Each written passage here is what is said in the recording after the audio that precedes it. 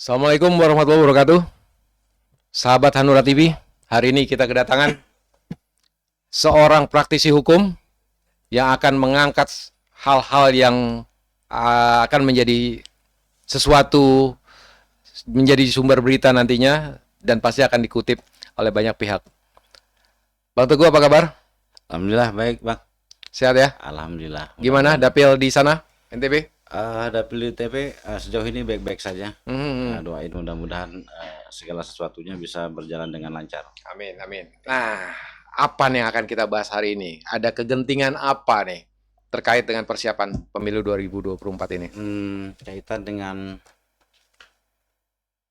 janji-janji partai menjelang pemilu 2024. Janji-janji partai menjelang 2024. Ya, Kita tahu yang namanya janji bisa ya, bisa tidak. betul betul bang. Nah, ini banyak yang benarnya atau banyak tidak benarnya dengan janji tersebut. Gimana, Bang? Sependek pengamatan saya, janji-janji partai politik yang beredar saat ini kebanyakan retorika kosong yang kemudian akan menghasilkan perdebatan-perdebatan konyol, terlalu mengawang-awang, tidak PHP, membumi, PHP. PHP. Ya, kira-kira saya tidak tahu apa jenis kata-kata yang bagus untuk menggambarkan hal-hal seperti itu. Kenapa, Bang, sampai timbul keresahan seperti ini? Apakah janji-janji ini tadi ya benar-benar suatu janji yang bisa diwujudkan atau hanya akan menjadi suatu pembodohan ke masyarakat? Menurut saya sih ada sebagian partai politik ini seolah-olah memandang masyarakat kita ini masyarakat yang bodoh dan masyarakat yang miskin. Dan bisa diakalin dengan janji-janji tersebut ya? Iya, bisa diakal-akali, terus dijanji-janjiin dengan retorika ya kosong itu. Ya mungkin bisa kita lihat di sepanjang jalan, misalnya ada yang menjanji-janji misalnya apabila dia menang partainya maka akan BPJS itu akan gratis. Terus ada partai juga yang menjanjikan eh, SIM gratis. Oke, sampai situ Bang. Iya, Tadi disampaikan masalah kita dianggapnya iya, masih bodoh, iya. masih belum memahami apa itu situasi politik dan lain-lain. Tapi kan kenyataannya 85% lebih penetrasi internet sudah merata di seluruh Indonesia. Bahkan kalau buktinya kalau lagi ada Harbolnas misalnya, distribusi barang juga sudah sampai hampir ke 85% wilayah kecamatan di seluruh Indonesia. Bahkan sampai Ah, ke dusun-dusun itu, Bang. Nah, Ya, artinya mereka sedikit banyak sudah tahu lah, ya. sudah melek. Apa mereka tidak sadar dengan janji-janji itu? Apa itu akan menjadi bumerang buat mereka? Atau memang ada fakta lain yang menurut Bang Teguh bisa disampaikan? Iya, mungkin menurut saya ini semacam eh, fenomena anomali ya. Hmm. Partai ini seolah-olah menutup matanya tentang perkembangan-perkembangan yang terjadi di masyarakat kita, perkembangan IT, terus masyarakat Hmm. kita melalui media IT itu kemudian Hmm. dia bisa dapat memperoleh akses informasi begitu cepat dalam segala bidang, dalam segala hal, Ya. yang kemudian artinya dia masyarakat itu melalui jajat saja dia sudah bisa mengetahui tentang kebijakan negara negara kita pada detik itu juga. Oke. Bahkan apa yang terjadi di belahan dunia lain itu detik itu juga masyarakat kita tahu. Nah, artinya ada partai-partai yang mengklaim dirinya sebagai partai modern, tetapi Mhm. metode-metode politik yang digunakan adalah metode-metode yang konservatif, yang sudah usang gitu, yang sudah Bahkan tidak. kalau menurut Gen Z, Ah, dinosaurus loh. ah, Nah, tadi memang sih masyarakat akhirnya paham iya, mana berita yang hoax iya, atau yang apalah yang aneh, mereka bisa cross check dan lain-lain, iya, dan semakin pintar dan semakin tahu, betul, eh, dan tidak mungkin bisa diadu domba seperti yang lalu-lalu. betul. Nah, tadi soal janjinya partai, apa sih yang bisa dijanjikan sama mereka sehingga membuat seorang Bang Teguh dan mungkin teman-teman yang lain jadi resah gitu loh. Ini terkait dengan hmm, peta politik saat ini? Ya, ya ada partai yang menggunakan apa namanya, yang mengklaim dirinya seolah-olah membela kepentingan rakyat, tetapi pada kenyataannya justru dia menggunakan rakyat itu sebagai alat eh, untuk apa, mencapai kekuasaan yang dia inginkan. Hmm. Misalnya apa, saya boleh sebut juga partainya boleh? Sebaiknya apanya dulu, janjinya dulu deh Ya, yang janjinya disampaikan.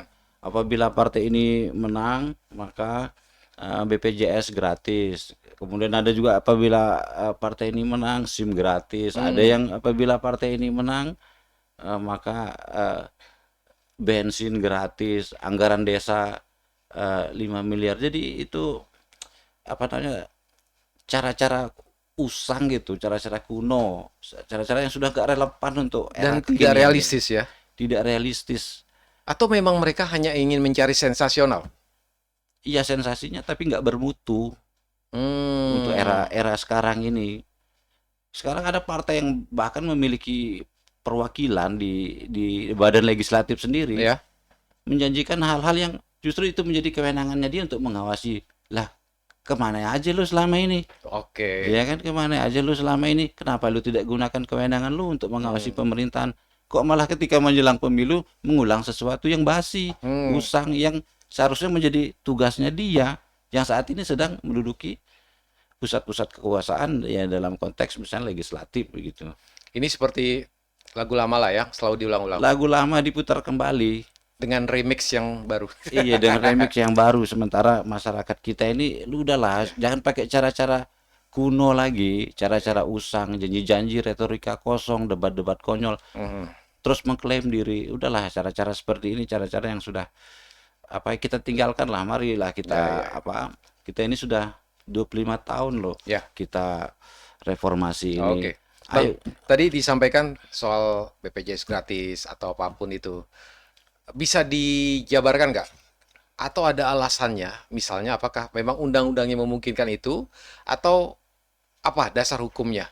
Kalau itu mengklaim seperti itu. Lalu alasan apa yang bisa mengcounter hal itu? Karena gini, di masyarakat umum kita tahu ya, kalau kita bicara BPS gratis, saat ini kan kita tahu semua, kemarin-kemarin tuh, masih nombok. Iya betul. Gimana ceritanya gratis? Mungkin bisa dijelaskan? Iya, ini makanya slogan-slogan para pembohong ini, Hmm. para demagog ini dalam Hmm. konteks demokrasi, eh, menggunakan apa, cara-cara usang untuk era modern seperti ini. Udahlah, nggak usah pakai kayak gitu. Masyarakat itu sudah ngerti. Dia belum belum aja menjadi menduduki pusat Hmm. kekuasaan aja sudah pandai berbohong begitu loh. Sudahlah, itu urusan eksekutif, itu urusan Hmm. pemerintah gitu, melalui ada lembaga, Hmm. eh, badan penyelenggaraan jaminan sosial misalnya seperti itu. Kemudian ada badan-badan pengawas lainnya kayak OJK yang mengawasi mereka. Sudahlah, ini masalahnya persoalan manajerial ini. Oke. Undang-undang di kita ini, regulasi itu sudah banyak, khususnya terkait yayasan apa, terkait sama tadi apa tadi, kesehatan. Kesehatan. Undang-undang banyak, lembaga-lembaga yang menyelenggarakannya pun sudah banyak, Jadi tidak pengawas-pengawasnya sudah jadi tidak banyak. semudah juga untuk merubah atau menggratiskan atau apapun itu ya.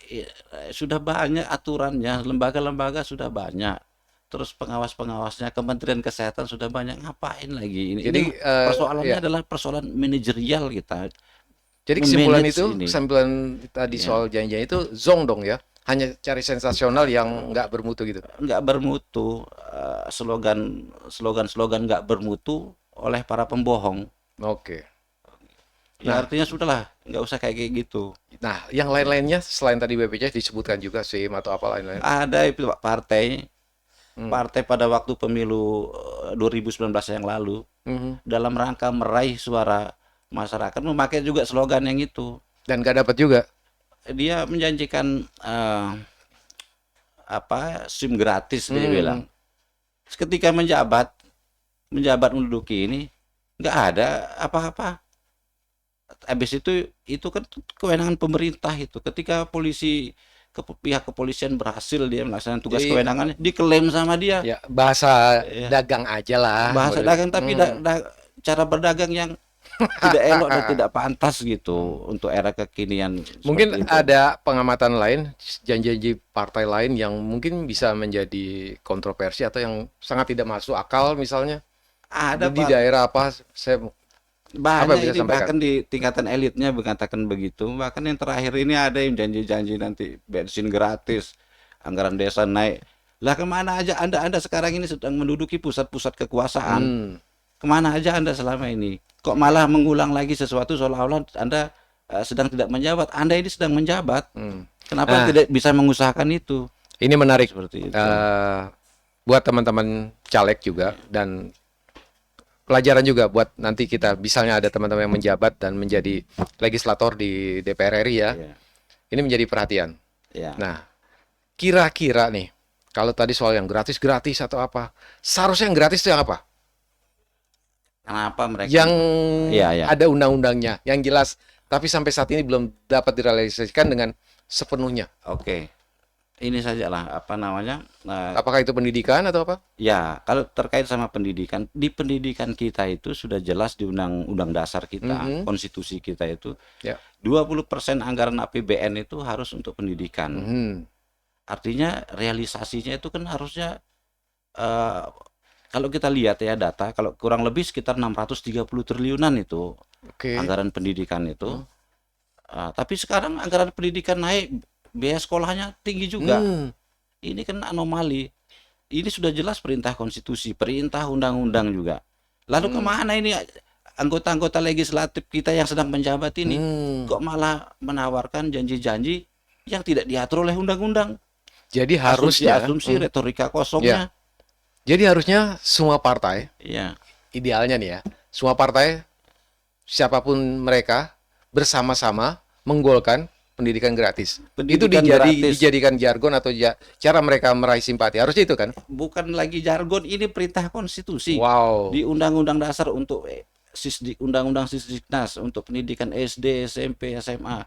Berikut juga dengan perguruan tinggi kita, perguruan tinggi ini sudah perintah konstitusi. Kok Anda tidak bisa merealisasikan ini? Kok Jadi malah menjanjikan hal-hal yang remeh-temeh dan macam pembodohan. kesehatan? Iya, itu kan pembodohan. Seolah-olah kita ini, masyarakat kita ini miskin dan bodoh gitu loh. Oke, kembali soal ke pendidikan tadi. Andaikan ini dijadikan tadi ya mandatory pendidikan gratis, harusnya kan kita jadi bangsa yang harusnya makin hebat, makin pintar, apalagi menuju era Indonesia Emas nanti 2045. Iya. Ya, sudah nggak model lah ya. Kampanye-kampanye yang model-model nggak jelas gitu, Aduh, pembodohan-pembodohan. malu kita juga malu lihat Hmm, mereka.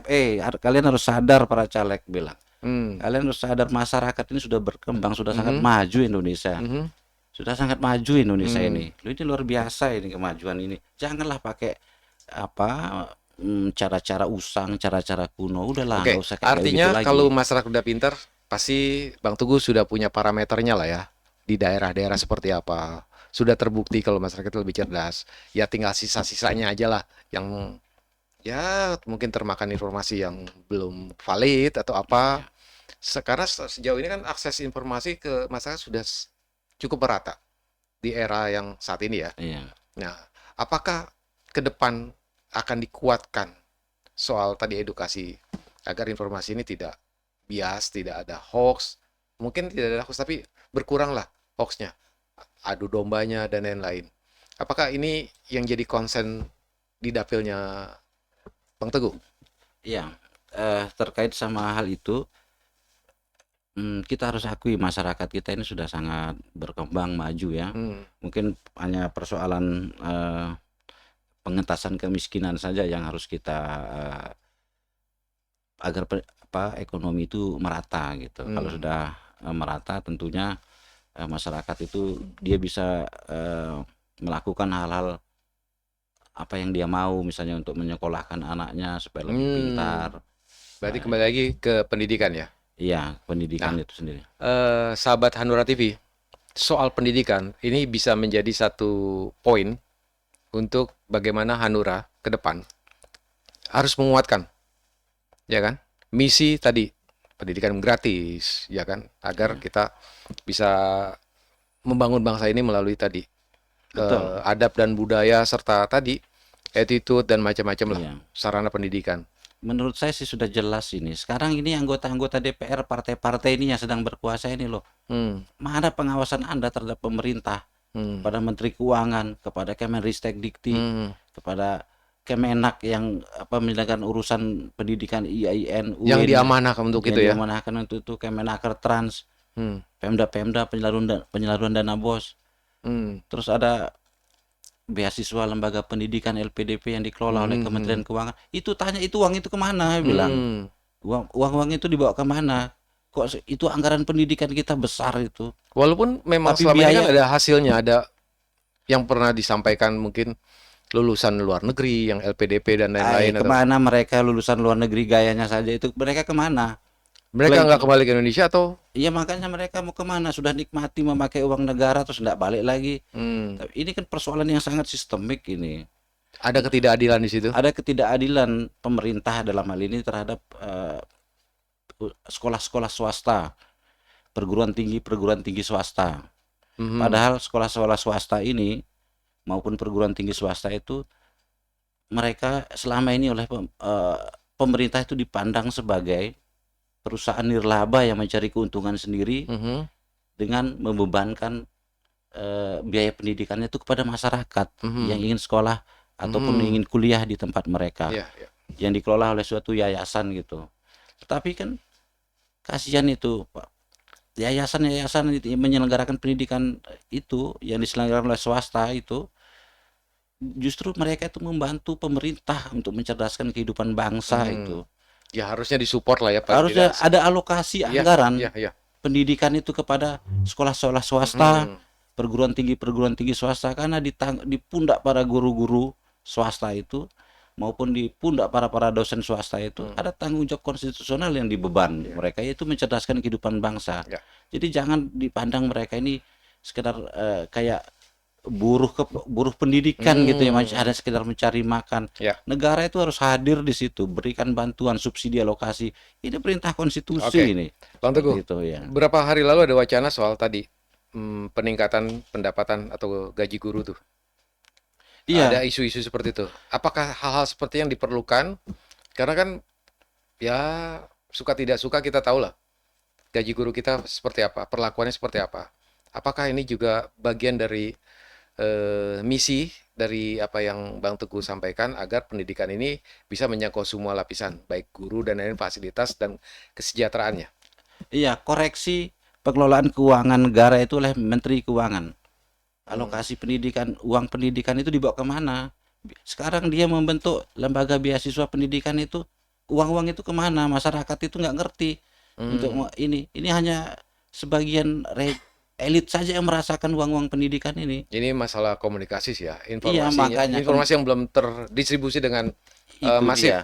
Oleh karena itulah kemana ini mereka yang mengawasi yang sekarang sedang menjabat Oke. ini.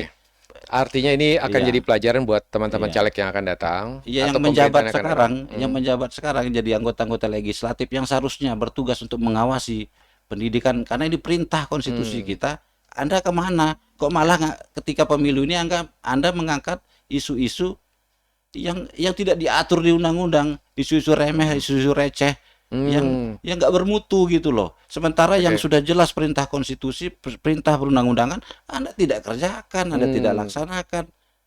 Ini kan Anda bagaimana Anda ini? Iya kan? Sampai Bang Teguh garu-garu kepala, artinya memang ada satu keresahan yang mendalam dan ini dirasakan juga semua dengan Iya. masyarakat umum pastinya. Kenapa kok begini? Kenapa Iya. begini? Lalu muncul janji-janji baru lagi seperti apa? Itulah Bang, saya ini justru berusaha menyelami apa yang berkembang di apa yang hidup di dalam hati nurani rakyat ini. Inilah yang sedang Jadi, diperjuangkan oleh Partai Hanura apa ini. yang disampaikan itu keresahan tadi Iya. muncul dari hati nurani Iya, agar bagaimana menjadi lebih baik.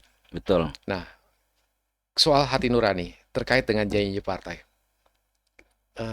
Kan kalau kita bersikap mana yang pura-pura, Iya. mana yang dari hati paling dalam dan hati nurani, itu akan tercermin dalam tindakan dan lain-lain. Nah, terkait dengan janji-janji ini, hati nurani apa yang keluar? apa ide apa atau usulan apa atau inspirasi apa atau statement apa dari Bang Iya, Teguh nih sebagai kader Partai Hanura kalau menurut saya sih tagline Hanura ini tagline yang apa slogan yang paling konkret, dan berpihak rasional, masuk dan akal dan berpihak kepada masyarakat yang banyak kebanyakan masyarakat ya. kita, yaitu dari daerah untuk Indonesia, membangun daerah untuk Indonesia lebih maju. Jadi dari daerah pembangunan daerah untuk Indonesia dari Iya, daerah Indonesia intinya sumber daya potensi yang ada di daerah iya, dikembangkan semaksimal untuk kepentingan Indonesia betul, dan kalau di daerah makmur Indonesia juga makmur pastinya. betul. Nah, apa sih sebenarnya yang Bang Teguh dapatkan yang bisa di-capture dari masyarakat? Apa sih yang masyarakat inginkan dan butuhkan Hmm, agar tidak ya pokoknya yang real lah, yang tidak bikin PHP. iya, keadilan di bidang ekonomi, keadilan di bidang hukum, eh, artinya yang penting mereka bisa makan, Hmm. mereka anak-anak bisa sekolah, Kesehatan. ya kesehatannya terjamin, Hmm. pelayanan-pelayanan publiknya terjamin. Pelayanan publik, oke. Iya, pelayanan-pelayanan publiknya artinya apa yang menjadi tugas dan kewenangan dari pemerintah itu Hmm.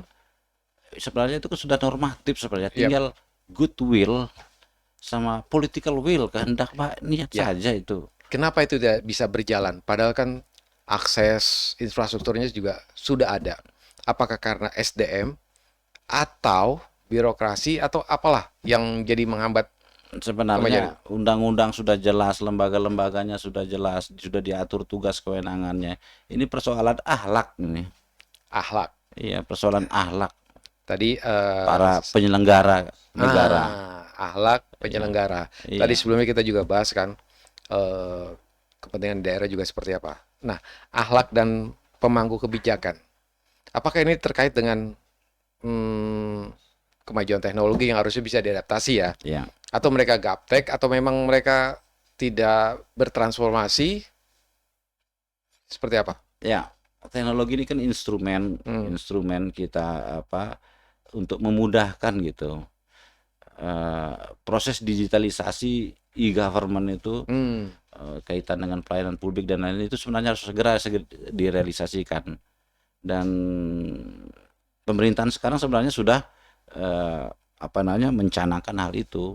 Mungkin ada di beberapa tempat yang masih belum terrealisasi dengan alasan-alasan eh, anggaran. Padahal anggaran sudah diberikan, ini kadang-kadang juga di dalam prakteknya dimanipulasi juga, di fraud, banyak kecurangan-kecurangan Oh, oke. baik dalam perumusan Hmm. anggaran proyeknya, penetapan proyeknya sampai pelaksanaan proyek itu sendiri. Fraud itu Hmm. selalu terjadi gitu loh. Oke. Jadi ada benang kusut ya di pelayanan publik tadi. Iya, persoalan akhlak saja ini. Itu Hmm. dia.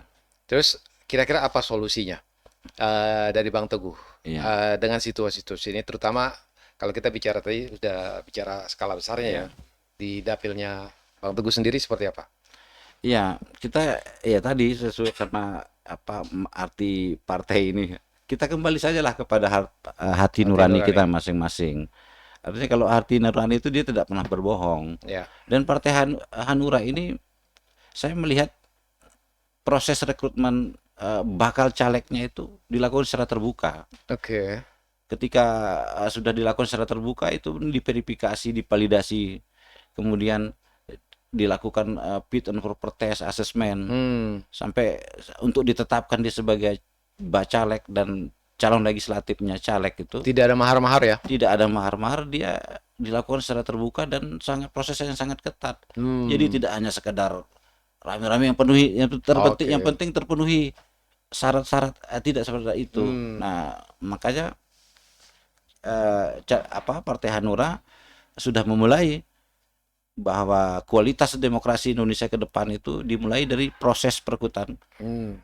Ya. bakal calegnya di hulu. Ya, oke. Bang, Itu kembali dia. tadi pertanyaan saya soal agenda apa yang akan dijalankan Bang Teguh di dapilnya di NTB berapa Bang, tadi? Ya, Di NTB 2, di NTB 2 Lombok, Pak. Lombok ya. Ya. Apa ya, agenda apa yang di sana yang Ya, akan dilakukan di ya. program? Kalau secara konkretnya kita akan memerangi kebodohan dan kemiskinan itu. Hmm. Ya, maksudnya seperti apa yang di apa partai-partai lain mencoba membodoh-bodohi masyarakat, kita akan perangi itu. Kita akan memberi Hmm. pencerahan kepada masyarakat. Hmm. Kita akan menerangi jiwa, perasaan, keinsapan mereka, Oke. pengetahuan mereka. Soal kepemimpinan di sana gimana? Ya, persoalan kepemimpinan, ya. Jadi apa namanya saat ini ada keinginan apa namanya dari masyarakat di daerah saya itu adanya regenerasi Hmm. kepemimpinan daerah gitu yang selama ini dimonopoli atau dikuasai oleh oligarki lokal, Ya. politisi tua, orangnya itu terus ya, Ya. hanya berputar-putar di antara mereka saja.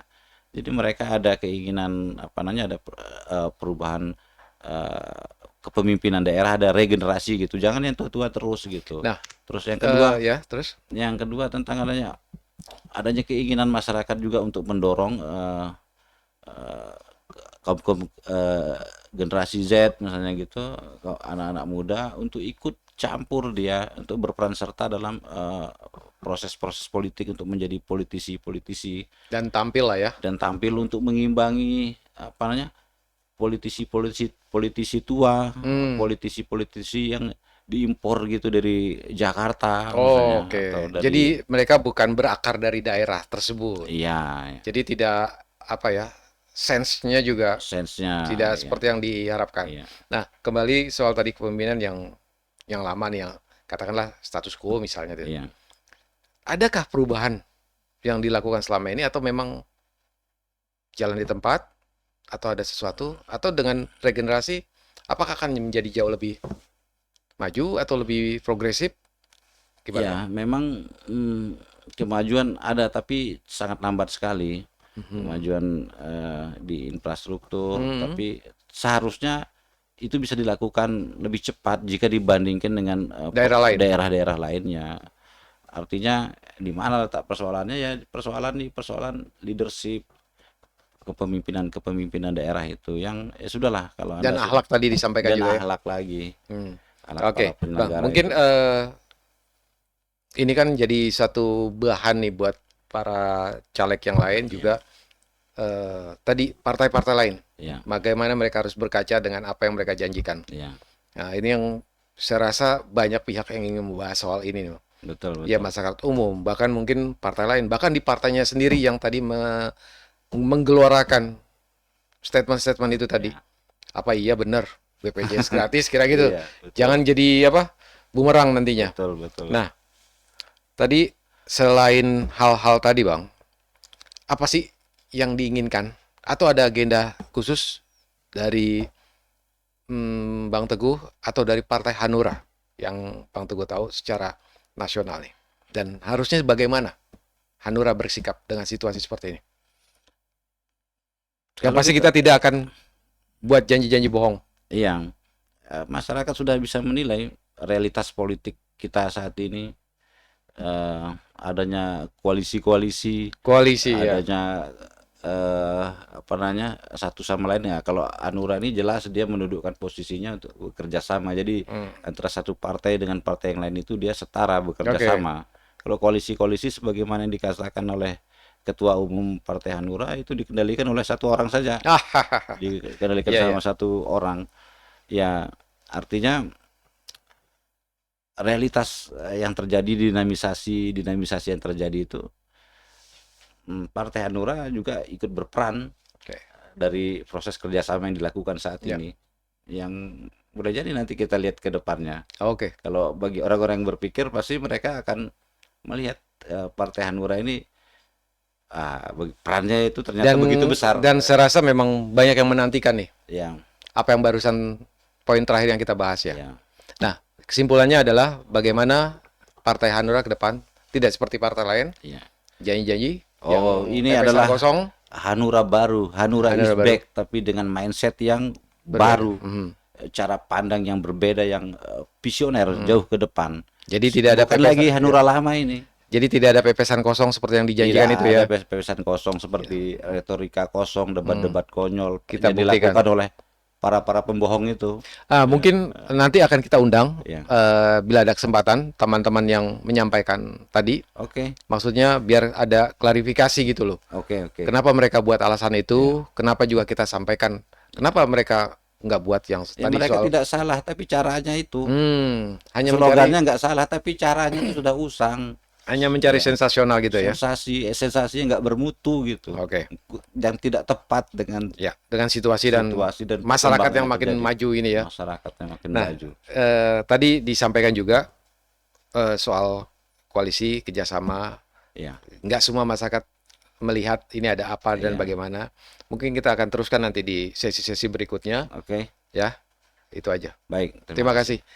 Demikian sahabat Hanura TV, bincang-bincang kita dengan Bang Teguh. Wassalamualaikum warahmatullahi wabarakatuh.